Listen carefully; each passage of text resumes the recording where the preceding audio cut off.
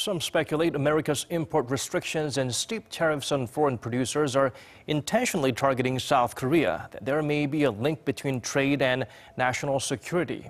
Cha Sang-mi sheds light on what Seoul's response to Washington's trade policies should be. The United States' ever stronger trade protection policies are causing concern for its trading partners. And South Korea, considered a strong ally of the U.S., is no exception. The U.S. has been using a variety of tactics to restrict imports, from anti-dumping rules to recent safeguard measures against Korean-made steel and washing machines. And with the recent thaw in relations between the two Koreas, some say too much pressure on trade may hurt mutual cooperation on security. Theoretically, the national security and trade issues should be separate, but the Trump administration's policies demonstrate that the national security issue impacts the trade issue.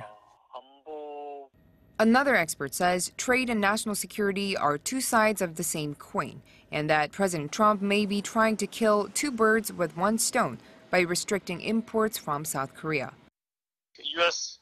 government or Mr. Trump is considering solution altogether. The North Korea's nuclear threat problems and South Korea's trade surplus, continuous trade surplus against the United States in a single shot. The expert says the true intentions of the U.S. are revealed in the import restrictions Washington continuously imposes on Seoul.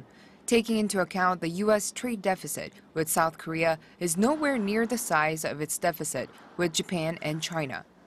He says the U.S. could be trying to leverage its economic power to further its national security goals. Korea's former Trade Minister Park Tae-ho points out that the United States standards for import restrictions are vague and subjective and are against international trade rules.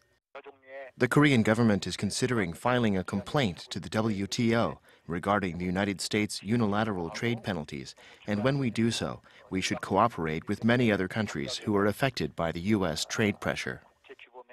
Park says the Trump administration is using its trade pressure as leverage in the ongoing South Korea-U.S. free trade agreement renegotiations, but added that it's unlikely to have a huge impact on the renegotiations to the 6-year-old trade deal. Cha Sang-mi, Arirang News.